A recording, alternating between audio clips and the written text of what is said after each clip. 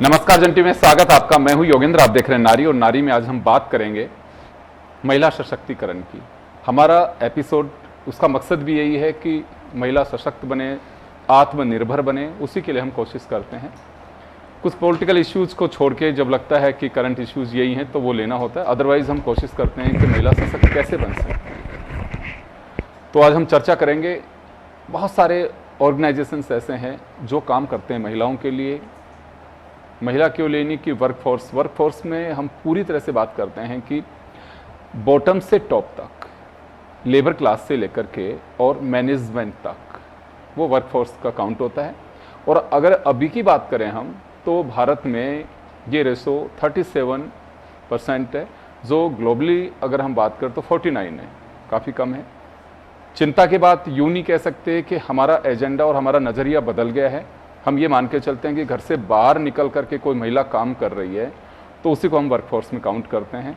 अभी अगर कोई बात भी करने, घर में बच्चों को अगर बैठ के पढ़ा रही है या कोई महिला घर का काम भी कर रही है, घर में 5 लोग हैं, अगर वो नहीं हो, उनकी भी जो काम है उनका अगर हम उसको काउंट करते हैं तो वर्कफोर्स में होता है, क्योंकि वजह ये है कि आप उनके बिना काम नहीं चला सकते हैं। लेकिन होता है कि नहीं, सब वो तो गृहिणी है। गृहिणी को हम यूँ मान के चलते हैं कि वो काम ही नहीं कर रही है, जबकि ऐसा नहीं है। बदलना पड़ेगा हमारे को नज़रिया। तो चले हमारे साथ इस पूरी चर्चा में अलका बत्रा जी हैं, जो फिक्की फ्लो की फॉर्मर चेयरपर्सन है, जो महिलाओं का ही संगठन है। BNI से हमारे साथ में नीलम मित्तल जी हैं और 40 महिला विंग की चेयरपर्सन अलका गौड़ जी हमारे साथ में। अलका बत्रा जी के पास में जाना चाहूँगा। मैं लगता है कि आज भी इतने सालों बाद में महिलाओं के लिए हमें सोचना पड़ता है कि महिला सशक्तिकरण की बात करनी पड़ती है, जबकि महिला तो सशक्त पहले दिन से पहचानने में कमी रही है, या फिर वाकई हमें लगता है कि नहीं, अभी महिला सशक्त नहीं है, उसे बनाने की आवश्यकता है। महिला तो शुरू से सशक्त है, लेकिन उनको मानने की ज़रूरत नहीं है। एक्चुअली तो माइंडसेट है वो अभी तक चेंज नहीं हुआ है। अभी भी अगर आप कंपैरिजन देखें बिटवीन मेल एंड फीमेल, तो कॉम्पेटिबिलिटी पे के ऊपर होता है, कॉम्पिटेंसी जो होती है उनके ऊपर शक किया जाता है, और उनकी काबिलियत जो है उस पर शक किया जाता है, इंटेलिजेंसी पे शक किया जाता है। तो अभी भी हमारे जो एक्चुअली हमारे समाज का जो माइंडसेट है वो अभी तक महिलाओं के लिए सशक्त मानने को तैयार नहीं है, या कहीं ना कहीं कहें तो उन पर मेल ईगो कहीं ना कहीं हावी हो जाता है। आप घर में ही देख लीजिए, अगर हस्बैंड एंड वाइफ हैं और हस्बैंड कम पढ़ा लिखा है और वाइफ ज़्यादा पढ़ी लिखी है, तो वो किसी ना किसी तरह से उससे ग्रजेस निकालने की कोशिश करता है, उनकी ईगो हैसल्स हो जाते हैं। तो हमारा जो बेसिकली माइंडसेट है वो चेंज करने की ज़रूरत है। अगर आप अभी जैसे कह रहे थे कि 37% महिलाएं वर्कफोर्स में, अगर हम मान रहे हैं, मैं तो कह रही हूँ 100% महिलाएं वर्कफोर्स में हैं अगर कहें, क्योंकि गृहिणी जो है वो सबसे ज़्यादा काम करती है, हाउसवाइफ भी सबसे ज़्यादा काम करती है, जो हम लोग काउंट ही नहीं करते हैं। सबसे अच्छी मैनेजर एक महिला होती है जो घर में रह के काम करती है, बजट से लेकर और घर के हाउस होल्ड से लेकर, स्टोर से लेकर हाउसकीपिंग तक सब काम वही करती है। So what I feel that all the females who are housewives are the best manager and best workforce if we talk about, लेकिन हम उनको गिनते नहीं, क्योंकि हम उनको सैलरी नहीं देते, उनको तनख्वाह नहीं देते, उनको पैसा नहीं देते, इसलिए शायद हम उनको वर्कफोर्स में नहीं मानते। तो सशक्तिकरण यही है कि हमको हर महिला को जो कि कुछ ना कुछ भी काम कर रही है, चाहे वो घर में चाहे घर से बाहर, उनको हमको मानना चाहिए कि वो काम करने वाली कार्यकारी महिला है, एक्चुअली जी कामकाजी महिला है। बिल्कुल, मेन स्ट्रीम में लाने के लिए मैं अभी भी हमें काफ़ी कुछ करना होता है। और चलिए कर ये नज़रिया भी बन गया है कि महिला गृहिणी है। आपको लगता है कि आप लोग सोशल कॉज भी करते हैं। मैं कई बार मैंने कवर किया है कि रूरल बेल्ट में भी, not only in urban, rural में भी आप लोग जाकर के आप लोगों ने काम किया है जी। तो क्या आवश्यकता महसूस करते हैं कि उन्हें आत्मनिर्भर बनाया जा सके? बिल्कुल ऐसा है। हम लोग, जैसे मैं अगर कहूँ तो हम फिक्की फ्लो की वजह से फिक्की फ्लो के प्लेटफॉर्म पे हम 3 लेवल्स पे महिलाओं के सशक्तिकरण के लिए काम करते हैं, जिसमें सबसे पहले ग्रास रूट लेवल है, जहाँ रूरल लेवल की महिलाओं को हमको उनकी काबिलियत को पहचान के उनको हम we give them helping hand, उनको काम करने की वो देते हैं, पहले ट्रेनिंग्स देते हैं और फिर उसके बाद उनको हेल्प करते हैं जिससे वो अपना छोटा मोटा गृह उद्योग, कुटीर उद्योग वगैरह लगा सके। मिडिल लेवल पे जो महिलाएं हैं बेसिकली जो कि MSME के लिए काम करती हैं, उनकी हम लोग हेल्प करते हैं so that they can extend their business, और उसमें उनके लिए वर्कशॉप्स भी करवाते हैं। और जो टॉप लेवल की कहें अगर हम जो इंडस्ट्रीज़ हैं उनकी महिलाओं को इस तरह कहते हैं कि they can also go for extension and they can employ more female employees, जिससे कि महिलाओं को और काम करने का मौका मिले। तो 3 लेवल्स पे हमारा फिक्की फ्लो जो है नेशनल लेवल पे इस तरह के हमारे इनिशिएटिव्स हैं। और अभी एक नया initiative which is for the startups, तो फीमेल स्टार्टअप्स के लिए हम लोगों ने अब काम करना शुरू किया और फीमेल स्टार्टअप्स को हम लोग बहुत अच्छी तरह से हेल्प कर रहे हैं कि वो किसी तरह से भी करके उनके लिए वर्कशॉप्स लगा के उनको तैयार करके कर रहे हैं। उसके अलावा हम फ्लो की तरफ से वुमेन डायरेक्टर्स को ट्रेन कर रहे हैं, क्योंकि हर ऑर्गेनाइजेशन में आपको पता है कि एक महिला डायरेक्टर का होना बहुत ज़रूरी थी, external basically, not the family. तो उसके लिए हम लोग ट्रेनिंग वर्कशॉप्स भी करते हैं, जिसके लिए हम KPMG और इन बड़ी ऑर्गेनाइजेशन के साथ टाई अप करके वर्कशॉप्स कर रहे हैं और उसमें हम लोग महिलाओं को ट्रेन कर रहे हैं एंड देन उनके CVs फ्लोट करते हैं, जो कि बड़ी बड़ी ऑर्गेनाइजेशंस में जहाँ पे उनको एक एक्सटर्नल फीमेल डायरेक्टर्स चाहिए, उसके लिए वो लोग क्वालिफाई करते हैं। तो हम इस पे पिछले 3-4 साल से बहुत ज़्यादा अच्छे से काम कर रहे हैं और आई थिंक 20-30% इंडस्ट्रीज़ में जो ट्रेंड वुमेन कॉर्पोरेट डायरेक्टर्स हैं वो फिक्की फ्लो के द्वारा ट्रेन की हुई और वो लोग पहुंचे हैं, तो ये बहुत फख्र की बात है। नीलम जी, आप लोग भी काम करते हैं और बड़े स्तर पे करते हैं आप लोग, तो कई बार इस तरह के कोलैबोरेशंस की खबरें भी आती हैं कि हमने अब्रॉड में भी इनके साथ में किया। महिलाओं पे कितना फोकस किया जा रहा है BNI की ओर से, और क्या आप लोगों ने अभी तक देखा है कि हाँ वास्तव में इस रूट को हमें पकड़ना चाहिए? बहुत एपिक क्वेश्चन है। जो BNI है उसमें टोटली जितनी भी एंटरप्रेन्योर्स हैं वो सारी बिजनेस वुमेन है और वहाँ की फर्स्ट कंडीशन ही ये है कि अगर कोई बिजनेस एंटरप्रेन्योर है तो दे कैन जॉइन BNI। पर उसके बाद उसका एक लेडीज़ फोरम है। लेडीज़ फोरम में सशक्त महिला पहले भी थी, आज भी है और फ्यूचर में भी रहेगी। समझने की ज़रूरत यहाँ पे ये है कि महिला सशक्त होते हुए आगे क्यों नहीं आ पा रही। तो जब इसके डेप्थ में हम लोग गए तो हमें पता लगा कि उनकी जिम्मेदारियाँ उन्हें आगे आने से रोकती हैं और इन्हीं जिम्मेदारियों के लिए जो हमारा फोरम है उन्हें अपस्केलिंग्स, गवर्नमेंट की कुछ सब्सिडीज़, स्कीम्स, उन्हें आत्मनिर्भर बनाना एंड कहीं ना कहीं उनको वो मोटिवेशन देता है, क्योंकि आज भी हमारे समाज में जो महिलाएं हैं वो कहीं ना कहीं अपने आप को चाहे दिखाने में आए कि मैं पुरुषों से बहुत आगे हूँ, बट कहीं ना कहीं उन पे डिपेंडेंसी है, उन्हीं को आगे रखती हैं। चाहे कोई प्रॉपर्टी बाय करने में हो, चाहे वो अर्न करती हो उन पैसे को अपने गवर्नमेंट में किसी भी स्कीम में लगाना हो, लोन लेना हो, तो भी वो आज एक मर्द पे ही डिपेंड करती हैं।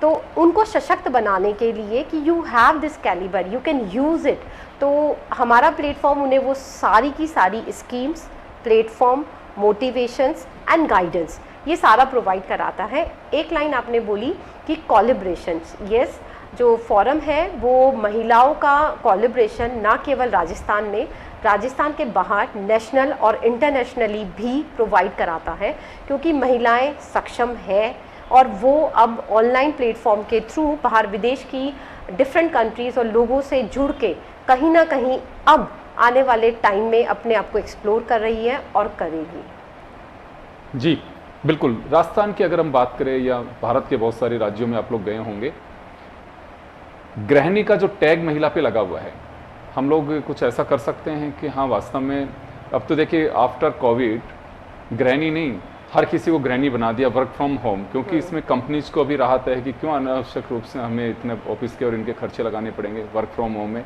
कभी भी आप कॉल कर दीजिए, अच्छा कहाँ पे हैं, तो बॉस का फ़ोन आता है, चाहे गली में घूम रहा हो या खेल भी रहा हो, तो नहीं सर घर पे आदेश करें कि चले यार ये एक बार ये डाल दीजिए। तो वर्क आवर्स जो हैं वो भी बढ़ गए हैं और हर व्यक्ति ये भी देखता है कि चलो मैं भी घर से काम कर रहा हूँ। तो एक जो टैग लगा हुआ है गृहिणी का, आपको लगता है कि मैं उसे सबसे सशक्त मान के चलता हूँ, क्योंकि घर के संस्कार से लेकर के जिसकी सबसे बड़ी ज़रूरत है, और महसूस करेंगे कल कि हाँ वाकई एक गृहिणी गृहिणी नहीं होती है, वो ही मेन इंजन है उस परिवार का, जिसे आगे बढ़ाने के लिए बहुत अहमियत रखती है, ज़रूरत है उसकी। वो टैग कैसे बाहर निकाला जा सकता है? एक सोच बदलनी होगी या फिर उसको पैरेलल हम ये कुछ तैयार कर सकते हैं कि जिसे स्वावलंबी बनाया जा सके, आत्मनिर्भर बनाया जा सके? तो ये हमारे समाज की विडंबना है कि जो गृहिणी है वो 24/7 अवेलेबल एक वर्कर है, आपके लिए है, बट सिर्फ इतना सा है कि मॉनेटरी बेनिफिट उनको कुछ नहीं होता है। उनको कहने को छत, रोटी, कपड़ा और मकान पुरुषों को द्वारा दिया जा रहा है। अगर अब मैं थोड़ा सा मतलब गृहिणी का कंपैरिजन मैं उनसे नहीं कर रही हूँ, बट अगर हम एक हाउस होल्ड के लिए एक बंदी या बंदा भी अपने घर में रखते हैं तो आज उसकी सैलरी 20 से 25,000 होती है, बट गृहिणी को क्या मिलता है? तो आप गृहिणी को, गृहिणी वर्ड अपने आप में एक प्राइड है। मैं कितनी वर्किंग क्यों ना हूँ, बट अपने आप को अगर कोई मुझे गृहिणी कहता है तो मैं इसे प्राइड फील करती हूँ, क्योंकि गृहिणी का मतलब है आत्मनिर्भर महिला या बिजनेस महिला या कामकाजी महिला फिर भी 8 घंटे काम करती है, बट गृहिणी 24 घंटे काम करती है। तो इनके लिए ये केवल एक सोच में परिवर्तन की देन है। अगर जैसे सरकार बहुत सारी पॉलिसीज़ लाती है, एक पॉलिसी ये भी ला दे कि जो गृहिणी है उसको अपनी आदमी की कमाई का आधा हिस्सा दे दिया जाए। मुझे पता है आप लोग इस बात से एग्री नहीं करेंगे, लेकिन मेरी सोच में ये है कि अगर आधा हिस्सा दे दिया जाए तो गृहिणी वर्ड भी एक रोजगार महिला के रूप में उभर के सामने आएगा।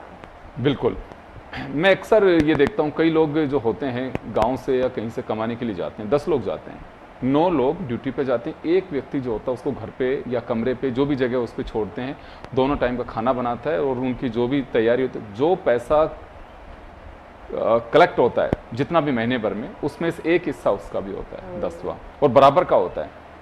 और ये ओपन होता है कि कोई भी ये काम कर सकता है। तो आप अंदाज़ा लगाइए कि जब बिजनेस मेथड ही आपका ये कहता है, तो महिला पे गृहिणी का टैग से उसे बाहर निकालने की मुझे लगता है कि आवश्यकता है। और ये आज की जो मुहिम थी, हमने सोचा कि आप तीनों इसे बेहतर बता सकती हैं। अलका गौड़ जी, आपके पास में आना चाहूँगा। डॉक्टर साहब, आप लोग 40 का अपना एक अलग पहचान है और बिल्कुल काम ही यही है कि सबसे बड़ा एम्प्लॉयर के रूप में भी उसे दे सकते हैं, क्योंकि एमएसएमई से जुड़े लोग भी आपके यहाँ पे हैं, बिजनेस क्लास लोग जो हैं और भी हैं। महिलाओं की बात की जाए, अब महिला विंग भी बनी हुई है आपके, तो कुछ ऐसा प्लान है कि जिसके लिए कहा जा सके कि कुछ अनछुए पहलू या कुछ अनटच्ड जो क्लास के महिलाएं हैं उन्हें हम लेकर के आ सकें बाहर? क्योंकि मेरी दिल्ली तमन्ना है कि महिलाएं दिखें, काम करती हुई दिखे। काम करती तो दिखती है, लेकिन हमें दिखाई नहीं देता है कि जो घर में काम कर रही है तो महिला बिल्कुल वो एम्प्लॉय, उसका तो एम्प्लॉयमेंट हुआ ही नहीं है।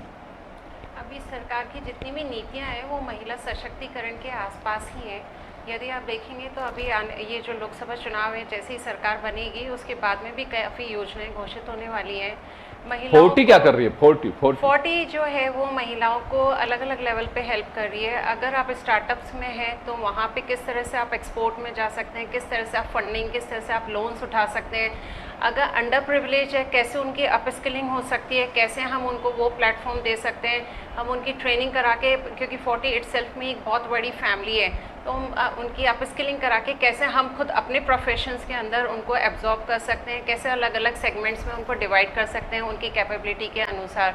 और उसके अलावा जो महिलाएं अभी शीर्ष पे बैठी हैं, जिनका एस्टेब्लिश बिजनेस है, वो एक्सपेंशन में कैसे जाएं, उसके लिए भी सेशंस कराए जाएंगे। और 40 वुमेन विंग जो है पूर्व में भी काफ़ी अच्छा काम करती हुई आई है। पूर्व में भी जितने भी एक्स प्रेसिडेंट हैं उन्होंने काफ़ी मेहनत करके आज इसको इस लेवल पे खड़ा किया है। तो क्योंकि महिलाओं के द्वारा संचालित की जाने वाली ये संस्था जो है, ये संगठन के नाम पर सब महिलाओं को संगठित करके, चाहे वो अंडर प्रिविलेज हों, चाहे वो सेटल हों, चाहे वो स्टार्टअप्स की स्थिति में हो, उन सबके साथ काम करने के लिए पूरी तैयार है। और सरकार के संग बराबर, क्योंकि ये सेल्फ में एक बहुत बड़ी एसोसिएशन है, तो ये एक तरह का गैप, जो गैप है जो महिलाओं के बीच में, राज्य सरकार के बीच में, केंद्र सरकार के बीच में, उसमें ब्रिज का काम करती है। तो एक पूरा चैनल बनाया गया है किस तरह से महिलाओं को, उनको जो भी जिस भी दिशा में आगे बढ़ना है, हम उनको कैसे आगे ले जा सकते हैं। और अभी आने वाले टाइम में मैंने काफ़ी सारे जो प्रोग्राम्स हैं वो इसके लिए डिज़ाइन किए हैं, जिसके अंदर हम कुछ स्टार्टअप्स प्रोग्राम्स करेंगे, जिसमें कि कई बार होता है कि आप देखिए, जैसे अभी पूर्व में भी नीलम जी ने भी कहा और अलका बत्रा जी ने भी कहा कि महिला तो शुरू से ही सशक्त है, सिर्फ पहचान नहीं मिली, कभी गृहिणी का ठप्पा लग गया, कभी कमज़ोरी का ठप्पा लग गया। लेकिन महिलाएँ जो हैं, अगर आप देखें तो मॉमप्रेन्योर्स हैं, हॉबीप्रेन्योर्स हैं, टेकप्रेन्योर्स हैं, मेडप्रेन्योर्स हैं, मतलब वो महिलाएं जो कुछ ना कुछ करना चाहती हैं, ऑलरेडी स्किल्ड हैं, लेकिन उन्हें ये नहीं पता प्लेटफॉर्म कहाँ से शुरू होगा। तो 40 महिला विंग जो है उनके लिए एक प्लेटफॉर्म लेकर आ रही है, जहाँ पे जो महिलाएं ऑलरेडी घर से पहले से ही बिजनेस कर रही हैं, लेकिन उन्हें ये नहीं पता कि कैसे उन्हें एक्सपोजर मिलेगा, कैसे उन्हें एक्सपेंशन मिलेगा, उनको हम आगे लाना चाह रहे हैं। इसी तरह से हॉबीप्रेन्योर्स, वो महिलाएँ जो फाइनेंशियली साउंड फैमिली से हैं और उनकी हॉबी थी कि कभी ड्रेस डिज़ाइनिंग करना या ज्वेलरी डिज़ाइनिंग करना या इंटीरियर करना, और वो सामने नहीं आ पा रही है सिर्फ इसलिए कि लोग क्या कहेंगे। तो हम उनको भी चाहते हैं कि वो सामने आएँ, अपने आप को ब्रांडेड बनाएं, अपने ब्रांड्स को आगे तक लेके जाएं। इसी तरह अगर आप मेडप्रेन्योर की बात करोगे तो मेडिकल के अंदर आपको स्टार्टअप्स बहुत रेयर मिलेंगे, स्पेशली वुमेन्स में तो बहुत ही रेयर मिलेंगे। तो उन मेडप्रेन्योर्स को भी हम एक वो प्लेटफॉर्म देना चाहते हैं। इन केस अगर उनके दिमाग में कोई आइडिया है लेकिन उन्हें ये नहीं पता कि उसको चैनलाइज कैसे करना है, तो हम उनको कनेक्ट कराएंगे कि कैसे उनको इस प्लेटफॉर्म पे लाना है। अलका जी, आपके पास में आना चाहूँगा मैं। हमने ये जो एपिसोड जिसके लिए हम चर्चा कर रहे हैं, एक ऐसा वक्त चुना है कि आने वाले दिनों के अंदर हमारे स्टेट का बजट भी आएगा, यूनियन बजट भी आएगा। जी। तो अगर आप लोग कोई डिमांड करें कि हाँ वास्तव में धरातल से कि महिलाओं के लिए एटलीस्ट सरकार को करना चाहिए, इस पे फोकस करना बहुत जरूरी है। बिल्कुल, पर उससे पहले मैं एक चीज़ कहना चाहूँगी जी, कि बिल्कुल। महिला सशक्तिकरण को अगर हम सिर्फ फाइनेंस से जोड़ के ना चलें तो बात अलग है, क्योंकि वो एक चीज़ अलग है कि financially if you are independent then you are सशक्त महिला। सशक्तिकरण वहाँ भी ज़रूरी है जहाँ आपको अपने राइट्स के बारे में पता नहीं है, और ये सबसे ज़्यादा आई थिंक इस पर एम्फेसाइज करने की ज़रूरत है। ये मेरी इंडिविजुअल अपनी खुद की सोच और वो है, आइडिया है, क्योंकि हम ज़्यादातर महिलाओं को सबसे ज़्यादा अपने राइट्स के बारे में नहीं पता। आपको सरकार क्या, आपको लॉ ने क्या आपको राइट्स दिए वो नहीं पता। आपको जन्म लेने का अधिकार है, महिलाओं को नहीं पता। आपको एजुकेशन का अधिकार है, वो आपको नहीं पता। आप घर में डोमेस्टिक वायलेंस में का शिकार हो रही हैं, आपको नहीं पता। आप किस डॉवरी के अगेंस्ट खड़े हो सकते हैं, आप इव टीजिंग के अगेंस्ट खड़े हो सकते हैं। आपके पास हर चीज़ का लॉ है। तो सबसे पहले तो महिलाओं को सशक्त होने के लिए पहले अपने राइट्स को जानना बहुत ज़रूरी है। तो इसके लिए आई थिंक हमारी जैसी सब फोरम्स को इसके रिलेटेड वर्कशॉप्स करनी चाहिए, स्पेशली द रूरल एरियाज़ जहाँ पे इन महिलाओं को पता नहीं है और ये इस तरह की ज़्यादतियों की शिकार होते हैं। दूसरी चीज़, सरकार से अगर हम कहें डिमांड, तो जैसे हम पहले भी कहते आ रहे हैं कि एक स्पेशली वुमेन एंटरप्रेन्योर्स के लिए जोन बनाया जाए जहाँ पे हमको सिंगल विंडो से क्लियरेंस मिले, और जो भी महिला वहाँ उद्योग लगाना चाहती हैं उनको चक्कर ना लगाने पड़े और इजीली वो अपना कोई भी छोटा उद्योग या बड़ा उद्योग लगाना चाहें। तो ऐसा एक फिकी फ्लो के हेल्प से तेलंगाना में हमारा ऑलरेडी एंटरप्रेन्योरशिप जोन बना हुआ है जहाँ सिर्फ महिला उद्योग लगाते हैं। तो राजस्थान में भी हम चाहते हैं कि ऐसा एक लगे, अब सरकार उस पर ध्यान दे तो। और अपार्ट फ्रॉम दैट, जो लोन्स की पॉलिसीज़ है या DIC डिस्ट्रिक्ट इन्फॉर्मेशन सेंटर से जो भी ग्रांट्स वगैरह मिलती हैं, उसके लिए भी बहुत ज़्यादा चक्कर ना लगाने पड़े। तो ये एक अच्छा सा सिस्टम बन जाए। और सबसे पहले जैसे कि हम अभी डिस्कस कर रहे थे कि जो गृहिणियाँ हैं, जो हम हाउस वाइफ्स हैं, उनके लिए भी एक फिक्स्ड अमाउंट कर दिया जाए कि उनको पॉकेट मनी के नाम पे कुछ ना कुछ मिला करें ज़रूर से। जैसे कि सरकार ने पहले डाल दिया था कि आपको बेटी पैदा होते ही आपके 10,000 आपके खाते में चले जाएंगे या 5,000 आपके खाते में चले जाएंगे। तो हर गृहिणी के खाते में, चाहे वो पति डाले हाफ या हाफ सरकार की तरफ से दे, तो उन महिलाओं को भी कुछ ना कुछ मिलना चाहिए, जिससे कि वो मतलब they will be taken as a respectable worker of the society. बिल्कुल। देखिए, हमारी एक सोच इस तरह की बन गई है कि पॉकेट में पैसा होना चाहिए तो आप आत्मनिर्भर हैं जी, आप तभी सशक्त हैं। और बहुत अच्छी बात है, सशक्त केवल इसी से नहीं बनना है। सशक्त बनने के लिए आपको ओवरऑल आपको सशक्त रहना होगा। और मैं तो पहले दिन से कहता हूँ कि घर में किसी की भी माँ, पत्नी, बहन जो काम कर रही है घर में, वो एम्प्लॉय है। मेरा तो मानना है कि आप तभी तो बिंदास तरीके से नौकरी पे जा पा रहे हैं कि वो घर को संभाल रही है, लेकिन हम काउंट नहीं करते हैं। ये सोच नीचे से अभी भी है, आज भी है, कोई भी कह सकता है, लेकिन अभी कभी कोई नहीं कहता है कि गृहिणी को हम लोग क्यों नहीं मानते हैं। अगर वो, तो आपकी बात बिल्कुल सही है कि 100% वुमेन एम्प्लॉयमेंट है, वो किसी न किसी माध्यम से उसकी हिस्सेदारी है, तभी आप कमा पा रहे हैं। नीलम जी के पतिदेव 2-3 फैक्ट्रियाँ तभी संभाल पाते हैं, ये भी जाती हैं साथ में। ये बिल्कुल उनको टिफ़िन से लेकर के बच्चों की परवरिश, तो ये नहीं कह सकते कि हाउस वाइफ है। वो कोई तो करेगा, आप उसके लिए सर्वेंट रखेंगे, दूसरे किसी को रखेंगे, वो क्या ऐसे को चैरिटी में आएगा नहीं, उसको पैसे दोगे। तो वो जो चीज़ें होती हैं उसके लिए सशक्त करना बहुत ज़रूरी है। तो नीलम जी, लगता है आपको कि गवर्नमेंट के स्तर पे कुछ करने की ज़रूरत हो तो वो किया जाना चाहिए? और मेरा मकसद जो है कि देखिए, सरकारें पॉलिसी बनाती हैं, उनके काम होते हैं। अभी अलका जी ने बहुत बड़ी बात कही है कि हमें पता ही नहीं होता है कि गवर्नमेंट की क्या पॉलिसी हैं, उसमें अगर कोई लेकुन है तो उसे दुरुस्त कैसे किया जा सकता है, उसके खिलाफ आवाज़ कैसे उठा सकते हैं, किसी को पता नहीं होता है। मेरा काम कैसे चल रहा है, दैट्स ओके, उसके अलावा आगे कोई सोचता ही नहीं है, जबकि वास्तव में होना चाहिए। तो यहाँ आपको लगता है कि गवर्नमेंट्स को भी कुछ नज़रिया बदलना चाहिए, हाउस वाइफ्स हैं उनके लिए कुछ ऐसी योजना हो, या फिर आप जैसे संगठन है वो कुछ ऐसे कर सकें कि हाँ, घर में अगर कोई महिलाएं और चाहें कि हाँ मैं 2 घंटे 3 घंटे 4 घंटे फ्री हूँ, पढ़ी लिखी महिलाएं, उन्हें मेन स्ट्रीम में लाने की आवश्यकता है। कईयों का तो होता है कि कुछ नहीं करना, अब बस हो गया काम, ओके, लेकिन करने की इच्छा होती है, क्योंकि एक ऐसा एटमॉस्फेयर नहीं मिल पा रहा। हर किसी के पास में वो नहीं है कि चले क्लब में है। क्लब मेरा से मतलब है कि जैसे आप लोगों के ऑर्गेनाइजेशन से इस तरह से जुड़े हुए हैं, लेकिन उन्हें किस तरह से हम उसमें लेकर के आ सकते हैं ताकि एक ये भी जो टैग लगा हुआ है, या फिर उनको एहसास हो कि मैं आत्मनिर्भर हूँ। महिलाओं की एक सोच ये भी होती है तो कि मैं खुद, जैसे महाराष्ट्र में मैं गया था, मुझे अवसर मिला, महाराष्ट्र और गुजरात दोनों जगह कोई इलेक्शन उसमें गया था। वहाँ की महिलाएं पापड़ उद्योग हो, मंगोड़ी हो, दूसरी चीज़ें हो, वो हाउस वाइफ होने के बावजूद भी करते हैं। और अपने खुद के स्तर पे उन्होंने ऐसे प्लेटफॉर्म्स बना रखे हैं। कोऑपरेटिव सेक्टर को अगर देखेंगे आप पूरी तरह से, HSG जो स्कीम होते हैं, स्वयं सहायता समूह, वो एक्चुअल में वहीं पे चल रहे हैं। आप तो साउथ में टूर करती हैं, लिज्जत पापड़ तो सबसे बड़ा एग्जाम्पल है ही उसका। महिला सबसे- सशक्तिकरण। तो आपको लगता है कि इस क्षेत्र में कुछ इस तरह से काम करने की देखिए, जरूरत आपके सवाल में ही आपका जवाब है। पहले तो मैं सरकार की तरफ से कहना चाहूँगी, 4 साल से हर बजट में मैं शामिल होती हूँ और डे बाय डे एक इम्प्रूवाइजेशन देखा है कि हमारी सरकार हमेशा महिलाओं के लिए कुछ ना कुछ अच्छा बजट का प्रावधान लाती है। सोचने की बात यह है कि वो बजट जिन क्षेत्रों में महिलाओं के लिए इम्प्लीमेंट होने वाला है, उनकी जानकारी महिलाओं तक कैसे पहुँचे। तो उद्देश्य यहाँ पे ये नहीं है कि बजट में कुछ नहीं होता, बजट में बहुत कुछ होता है, बट उसके लिए एक ओपनली पोर्टल्स होने चाहिए ताकि महिलाओं को जानकारी मिले। अब उसी के लिए जो आपने बात कही, मैं उस बात पे बोलूँगी। हम लोग अलग अलग एक ऑर्गेनाइजेशन को रिप्रेजेंट करती हैं। हम तीनों ही उन ऑर्गेनाइजेशन में महिला को सक्षम बनाने के लिए और गवर्नमेंट के द्वारा दिए गए बजट की का प्रावधान किन किन क्षेत्रों में है और कैसे महिला उद्यमी उनका फ़ायदा उठा सकती है, उसी के लिए ये ऑर्गेनाइजेशंस डेवलप हुई हैं। तो आज हम सब महिलाएं, हम अपने आप में सक्षम हैं। वही चीज़ हम उन महिलाओं को देना चाहती हैं और इसीलिए ये फोरम बने हैं, जिसकी वजह से आज हम तीनों यहाँ बैठी हुई हैं। तो जैसे 33% का आरक्षण आज हमारे सरकार ने महिलाओं को दिया है, जो आने वाले चुनावों में भी दिखेगा आपको। तो सशक्तिकरण के लिए बस थोड़ा सा स्टेप महिलाओं को आगे आना है और हम जैसे फोरम से एसोसिएट होके इसकी जानकारी लेनी है। बिल्कुल सही है। सबसे बड़ी जो ज़रूरत मुझे महसूस होती है वही होती है कि अवेयरनेस की कमी है कहीं ना कहीं।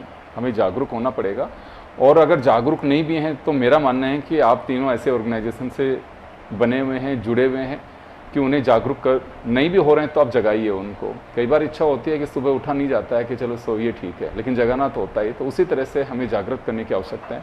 एक बार अगर ये बेल आगे बढ़ेगी तो मुझे लगता है कि बड़ा कारवा बन करके निकल सकता है। किसी को किसी की तरफ देखने या उसका मोहताज होने की आवश्यकता नहीं। कोविड ने बहुत कुछ सिखाया। बहुत सारी ऐसी महिलाएं हैं जो कुछ नहीं करती थी पहले, लेकिन सिखा दिया उन्होंने। जब भी तो हम बचपन से सुनते आ रहे हैं कि आवश्यकता आविष्कार की जननी है, तो हमें फोकस करना होगा। डॉक्टर साहब, आपके पास में आना चाहूँगा। आपको एक बड़ी जिम्मेदारी मिली है और आप ही के साथी हैं। लगता है आपको कि हाँ, हमें कुछ इस तरह की रेस्पॉन्सिबिलिटी, गवर्नमेंट तो करेंगे, गवर्नमेंट के बिना कुछ नहीं हो सकता, लेकिन बड़ी भागीदारी आप लोगों की है ताकि उन महिलाओं के लिए, उस तबके के लिए कुछ किया जा सके। सबसे बड़ी तकलीफ जो है आज के समय में वो ये है कि नारी बंधन बिल में 33% आरक्षण दे दिया है। सब जगह आरक्षण की मांग है, महिलाओं को आगे बढ़ाया जा रहा है, लेकिन महिलाएं खुद ही सचेत नहीं है अपने। जिस तरह से अभी पूर्व में अलका बत्रा जी ने बताया कि महिलाओं को अपने अधिकारों का ज्ञान है भी नहीं, और अगर ज्ञान है और आप इस तरह के फोरम पे उनको लाना चाहते हो तो वो उसमें आना भी नहीं चाहती है। अभी कुछ ही दिनों पहले मैंने एक इंटरनेशनल कॉन्फ्रेंस अटेंड की, जहाँ पे मैंने देखा कि 10 जनों की टेबल के ऊपर एक महिला है। ये हाल है जब हम 21वीं सदी में पैर रख चुके हैं, जब महिलाएं चांद पे जा चुकी हैं, सूरज पे जा चुकी है। बहुत कम ये होता है 3 ऐसा। महिलाओं में आप अकेले हो, क्योंकि फीमेल जर्नलिस्ट मिसिंग है। दिक्कत ये है कि फीमेल, तो महिलाओं को सबसे पहले अवेयर होना पड़ेगा। हम तीनों अगर किसी ऑर्गेनाइजेशन को रिप्रेजेंट कर रहे हैं, हम महिलाओं को घर से बाहर तब तक नहीं निकाल सकते जब तक वो खुद बाहर नहीं आना चाहे। शायद हम भी उन्हीं परिस्थितियों से बाहर आए हैं, कहीं ना कहीं हमारी अपब्रिंगिंग भी उन्हीं तरह से हुई है, लेकिन अवेयरनेस तो आपको होगी। पहला लीड तो आपको लेना पड़ेगा। ऑर्गेनाइजेशंस तो अभी और है। अगर मैं मेरे साथ की दोनों साथियों से पूछूं तो अभी भी हमारे सपने इतने बड़े हैं कि हम चाहते हैं कि नेक्स्ट नेक्स्ट नेक्स्ट, हमारे लिए तो आसमान भी छोटा पड़ रहा है। लेकिन महिलाएं सबसे पहले खुद को उस लेवल पे लेकर आएँ। महिलाओं को ये सोचना पड़ेगा कि सिर्फ वो कलश यात्रा के अंदर कलश उठाने के लिए नहीं है, चुनावी रैलियों में भीड़ में चिल्लाने के लिए नहीं है, भीड़ जुटाने के लिए नहीं है। महिलाएं जो है उनको आत्मसम्मान देखना पड़ेगा। उनको ये याद रखना पड़ेगा कि यहीं अहिल्या बाई हुई, यहीं रानी की, झांसी की रानी हुई, और यहीं से सुषमा स्वराज जी आए। तो ये तो हमें सबसे पहले अपने अंदर जगाना पड़ेगा। आपके पेरेंट्स आपकी अपब्रिंगिंग कर सकते हैं, लेकिन आपको आगे किस तरह से बढ़ना है, आपका विजन क्या है, आपको किस दिशा में आगे बढ़ना है, वो आपको सोचना पड़ेगा। एक्सक्यूजेस में तो खैर कहीं कोई कमी हो ही नहीं सकती, लेकिन जब आप अपना कंफर्ट लेवल छोड़ के निकलेंगी तब पता चलेगा। मैंने ज़्यादातर ये देखा है कि कभी भी महिलाओं को, मैं बहुत कोशिश करती हूँ कि बहुत सारे प्रोग्राम से जोड़ूँ, जैसे मेरी दो साथी भी यहाँ बैठी हुई हैं, तो हम लोगों की सबकी यही कोशिश रहती है, लेकिन उसके लिए सबसे पहले महिलाओं को ये मानना पड़ेगा कि हम फॉर ग्रांटेड नहीं है। और एक वो जो पुरुष समाज ने एक सोच बनाई है कि महिला महिला की दुश्मन है, हमें वो ख़त्म करना पड़ेगा। हमें महिलाओं का हाथ पकड़ के साथ में सबका साथ सबका विकास, जैसे हमारे मोदी जी का एक मंत्र है, उसी पे चलना पड़ेगा। तो ये तो महिलाओं की अवेयरनेस है, सब कुछ अवेलेबल है मार्केट में, लेकिन आपको चाहिए क्या, वो तो आपकी सोच होनी चाहिए। कैसे बढ़ना है वो भी आपकी सोच होनी चाहिए। मदद करने के लिए हम तीनों तैयार हैं। लेकिन घर से सर मैं इसमें एक चीज़ और ऐड करना चाहूँगी कि महिलाएं तो कई तैयार भी होती हैं, लेकिन पुरुषों का पीछे से सपोर्ट नहीं होता है। सो जो मैंने शुरू में कहा था, mindset of society has to be changed. आप आज हम यहाँ बैठे हैं तो हमारे को हमारे हस्बैंड ने, हमारे फादर, सबने सपोर्ट किया है, तो है आज वो हमारा रास्ता रोकते तो हम लोग यहाँ ना होते। तो वो जो महिलाएं कहीं आने भी चाहती हैं तो उनको पीछे से बैकअप नहीं आता है, तो बैकअप मिलना बहुत ज़रूरी है। तो माइंडसेट मेल का भी चेंज होना बहुत ज़रूरी है। उस केस में एक मैं छोटा सा इंटरप्शन करना चाहूँगी। मैंने एक एग्जांपल देखा, बहुत ही पढ़ी लिखी लड़की थी, फादर नहीं थे, उसकी शादी बहुत सभ्य परिवार में हुई, चार्टर्ड अकाउंटेंट से हुई, और वहाँ पे उसको इतना टॉर्चर किया गया कि साल भर के अंदर उस लड़की ने वो शादी तोड़ दी। और उसके बाद में उसने उस परिस्थिति को चैलेंज की तरह लिया। उसके भाई भी नहीं है, घर में लड़का भी नहीं है, चैलेंज की तरह लिया, और आज वो एक इतने डेकोरम वाले लेवल पे है। मैं उनका नाम ओपन नहीं कर सकती हूँ, but then I really feel proud, क्योंकि मेरे परिवार के ही सदस्य हैं। तो कई बार ऐसे भी होता है कि विपरीत परिस्थितियों में भी आपके अंदर की कला निखर के आती है। तो हम परिस्थितियों को कभी भी जैसे मैम ने कहा कि हाँ ये होता है, कई बार पुरुषों का साथ नहीं मिलता है, लेकिन कई बार होता है कि पुरुषों का साथ नहीं मिल रहा है, या तो आप कोशिश कर लीजिए, आपको आगे बढ़ना है, पुरुषों का साथ मिलता है बहुत अच्छी बात है, नहीं तो आपको अपना रास्ता खुद ही चुनना पड़ेगा और खुद ही बनाना पड़ेगा। और जिस दिन आप उस लेवल पे आ जाओगे तो पुरुष खुद आके छाती ठोक के ये कहेंगे कि इसको मैंने सपोर्ट किया था। जी नहीं, मैं तो खुद भी मान के चलता हूँ महिलाएं आगे हैं, तभी आज नहीं, पहले नोबेल पुरस्कार विजेता रविंद्रनाथ टैगोर साहब ने कहा था कि महिला एक बाती है जिसकी लो है, बाती नहीं लो है उसकी, जिससे कितना आप अंदाजा लगा सकते हैं लो कितना उजाला देती है, वो महिला है। हमें समझने के लिए नज़रिया बदलना होगा, तभी वो लो आपको दिखाई देगी, और बदलने की आवश्यकता भी है। चलिए, आप सभी का बहुत बहुत शुक्रिया, और नारी में इतना ही, दीजिए इजाज़त, नमस्कार।